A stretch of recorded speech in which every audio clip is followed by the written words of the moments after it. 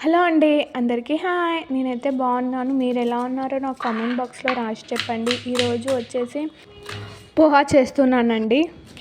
పచ్చిమిర్చి కట్ చేసుకున్నాను, onions cut చేసుకున్నాను, ఒక 2 టమాటాస్ కట్ చేసుకొని పక్కన పెట్టేసుకున్నాను. బౌల్ పెట్టేసి బౌల్లో 2 టేబుల్ స్పూన్ల ఆయిల్ వేసాను, మిర్చీలు వేసాను, కరివేపాకు వేసాను, పల్లీలు వేసాను. మొత్తం వేసి ఒక 10 మినిట్స్ అలా ఫ్రై చేసుకున్నాను. మళ్ళీ ఆనియన్స్ వేసుకొని ఫ్రై చేసుకున్నాను. పక్కన బౌల్ తీసుకొని బౌల్లో వాటర్ వేసుకొని పోహా వేసాను. ఒక 2-3 మినిట్స్ వేసేసి తీసి పక్కన పెట్టేసుకున్నాను.